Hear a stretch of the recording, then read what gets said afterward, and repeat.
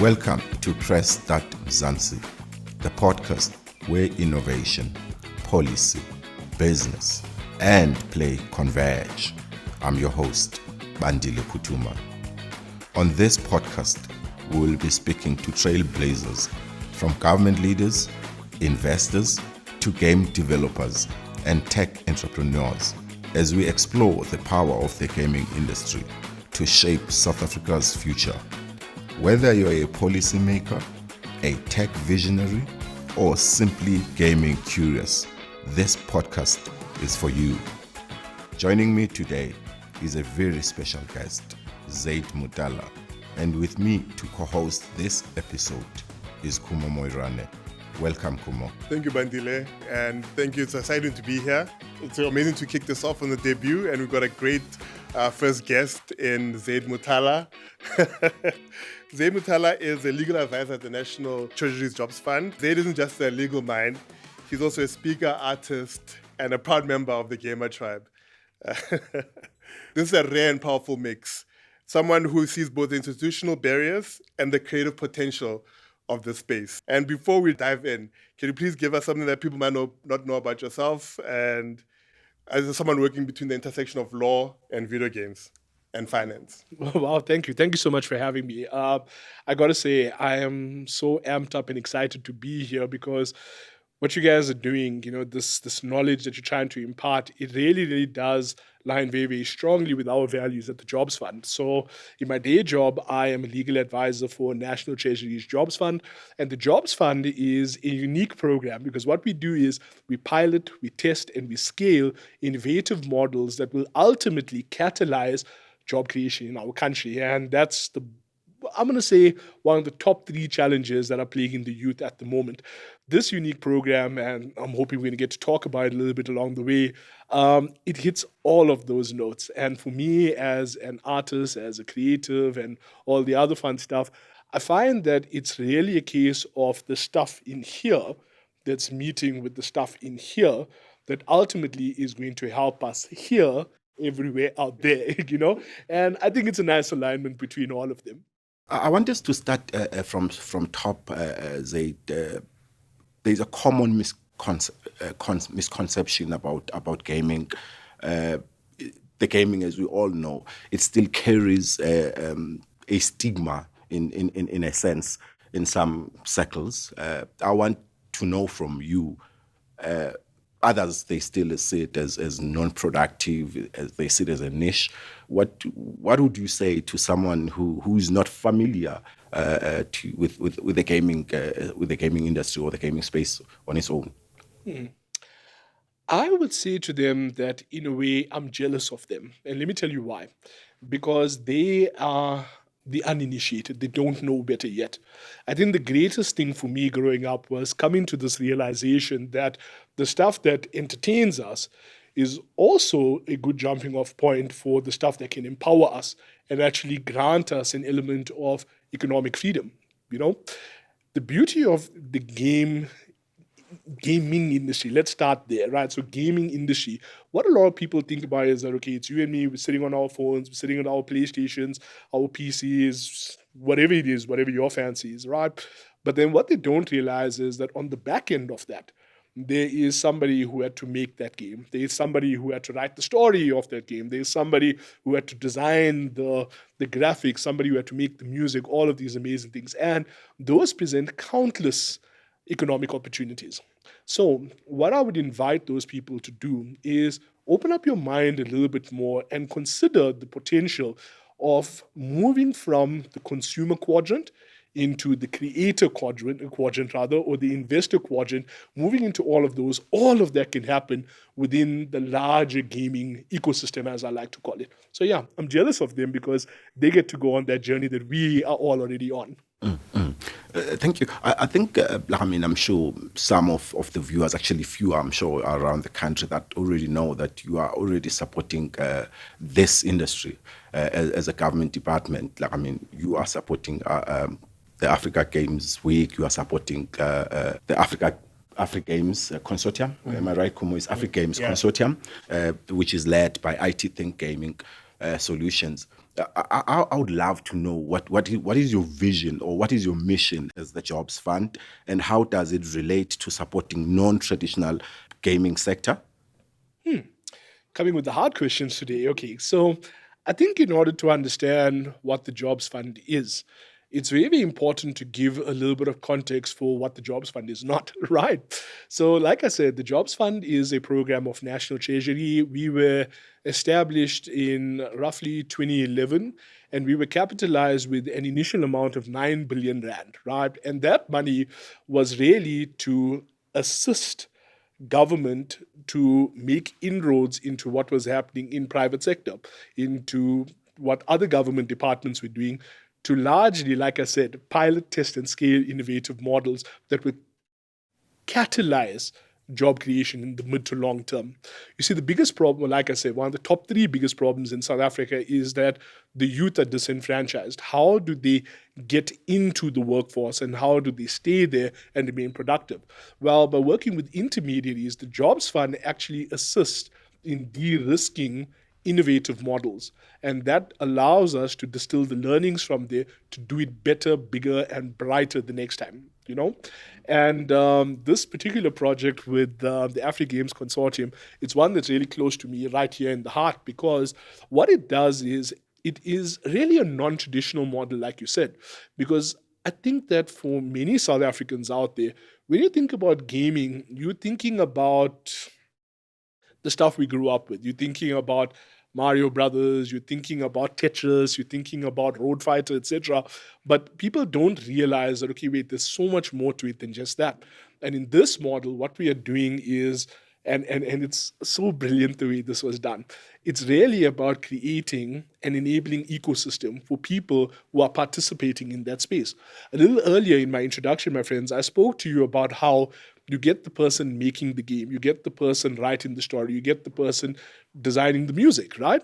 Now, in this model, what we're doing is almost aggregating all of that and creating a space where people at every single part of that value chain can come in, get capacitated, be given support through things like incubation, financial literacy, financial support, access to market, all of these wonderful things that ultimately help us to become players in the space. See what I did there? Players in space. One other thing that I would love to know, I'm sure you would have looked at the risks and all those kind of things. What is viewed as a risk or as an opportunity? You've mentioned, like, I mean, the value chain and all those kind of things that the public or even the youngsters that would benefit out of the industry. What is one risk, if you would identify just one risk for me?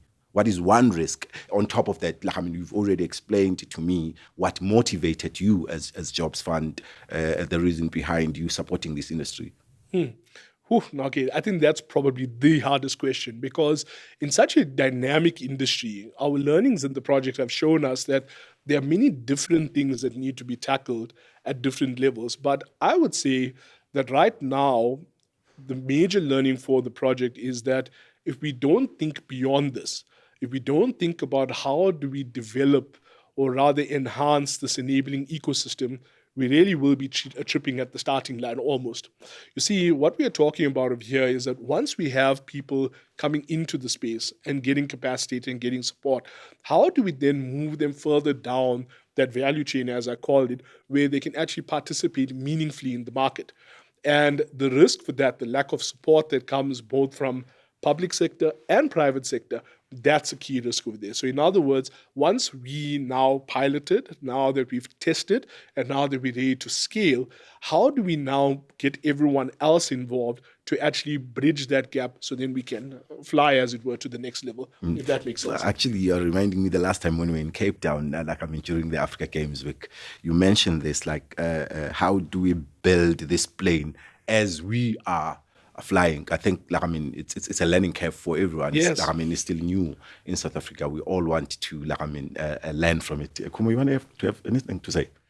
No, I mean, it's thank you for everything you said. And there's something when you started, when you mentioned how gaming is the mind and the heart, right? And I think that's something we've said at the office too, how powerful that is. And I think for me, that's what we are missing maybe in South Africans, not seeing gaming as part of them because we don't have the heart yet. They've got the mind, they've seen the games, all the games you mentioned are from outside, right? We all grew up with Pac-Man, a Japanese game, so and so forth. So I think we're just needing that to capture the hearts. And I think that's what South Africans need to see, something that looks like them in the gaming world. They'll be like, oh, no, that's us on games, and we have a deeper connection. But that now leads me to this question of that from a legal and governance point of view, what makes partnerships in the space challenging or exciting for you? I think the thing that makes it exciting, I'll start there. The thing that makes it exciting is that it's an opportunity to learn. And at the Jobs Fund, one of our pillars is really about learning and distilling those learnings, because the magic that we do is actually from the projects that we do. You remember, we de-risk projects by our participation. What we are then able to do with our partners is distill to say, okay, listen, this works, this doesn't work. This works, but it needs tweaking like this. And as you work with very, very dynamic partners, you start to realize that, oh, wait, this is what South Africa as a whole, or the industry as a whole, irrespective of whatever industry it may be, this is the gap that needs to be adjusted as we move over there. So that's that's the exciting part. The challenging part, though, is that that journey. How do you get there? I mentioned earlier that to understand the Jobs Fund, it's equally important to understand what we are not. And I think a lot of people misunderstand this about that. We are not a mass employment drive. What we are is a targeted initiative that supports unique initiatives, innovative initiatives that will catalyze job creation. And sometimes that learning, or that journey, it's not easy. To use a gaming analogy, right? When you start playing a game, the first thing you do is you have the tutorial, right?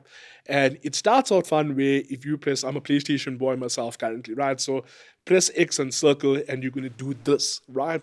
And so you're like, okay, I know how to do this. I think this is fine. And then you meet the first boss and suddenly this is not doing it anymore. You need to level up. And in our projects, that's the joy, but sometimes the challenge that comes because you're like, okay, look, we're learning and we're growing. How do we go from here? And what happens is, as you work with different partners, to your question, as you work with different partners, you start to realize that the institutional capacity on the other side, they may not be where they need to be, or they may be so far ahead relative to the intervention that they're doing or the beneficiaries they are supporting. So I think against that background, the great joy in my life is that the Jobs Fund really does act as a nexus. And I think one of my colleagues, he has this saying, right? I think it really brings it home. So he says that the Jobs Fund is really like an adapter, right?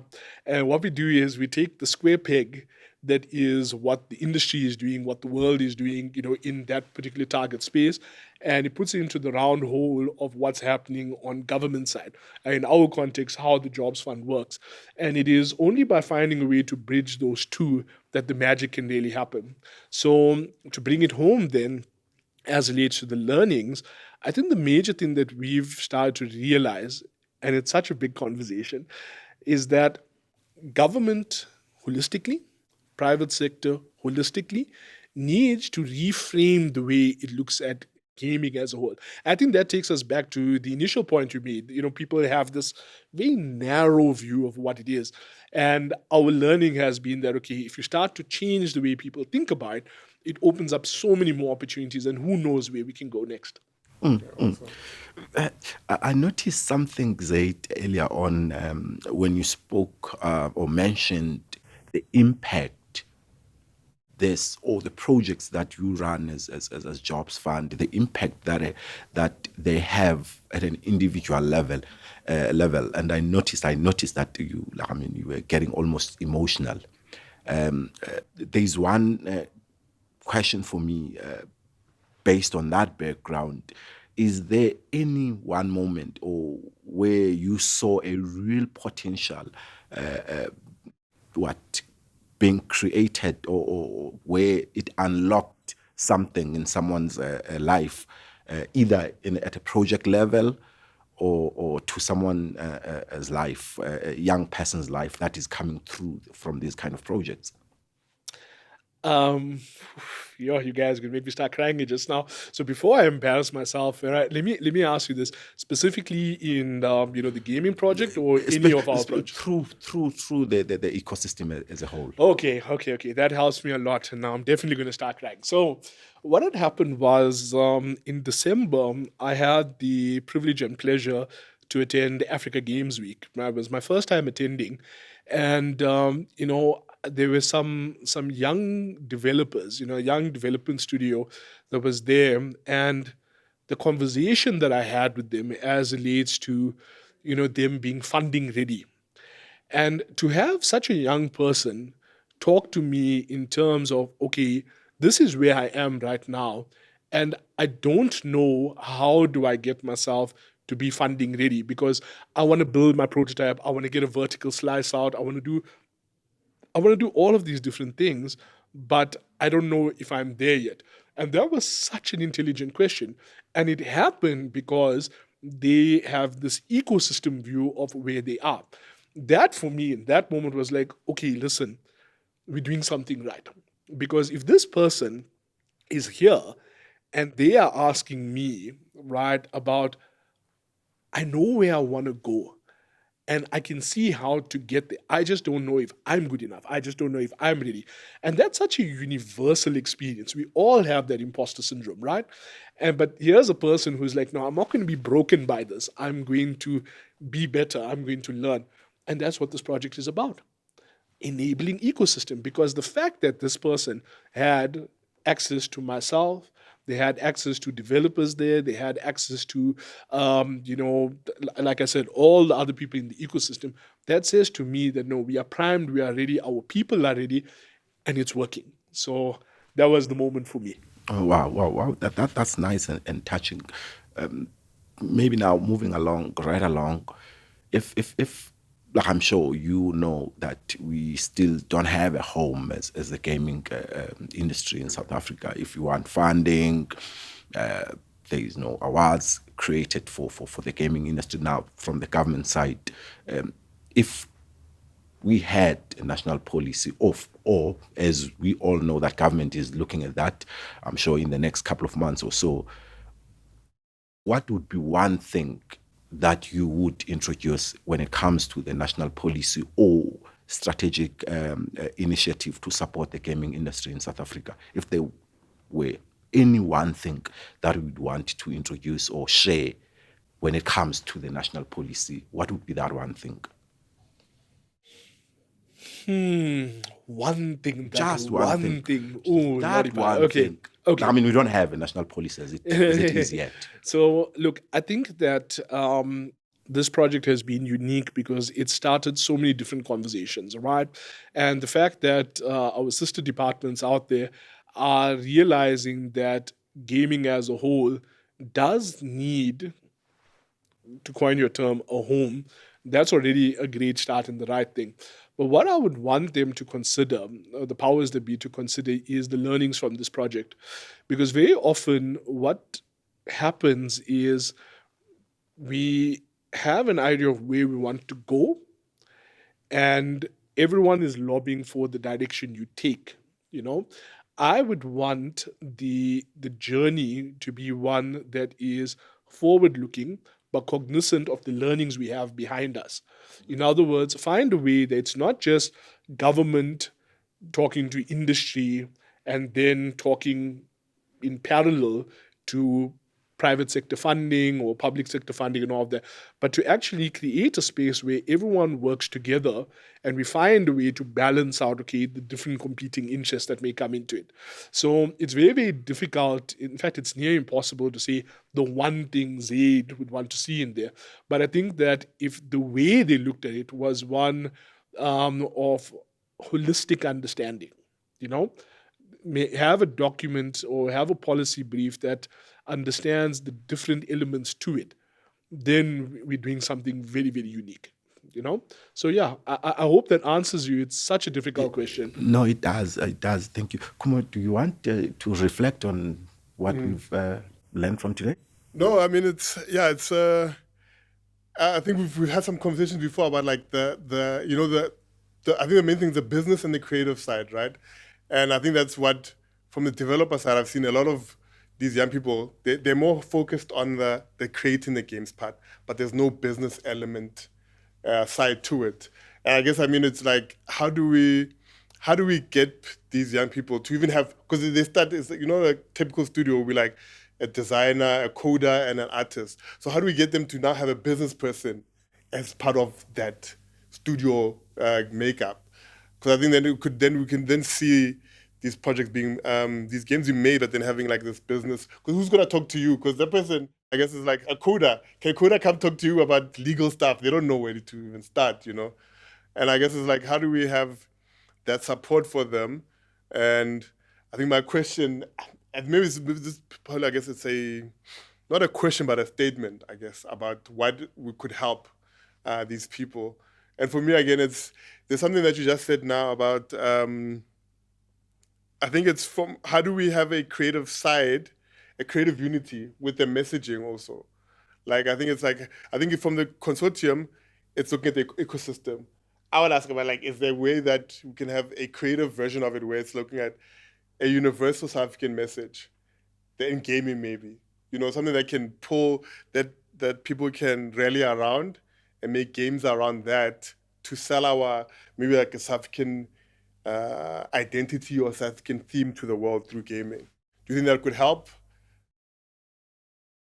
That is a very, very interesting proposition. So there's two parts to that, right? And I love this. So there's two parts to that. So when we say South African, right?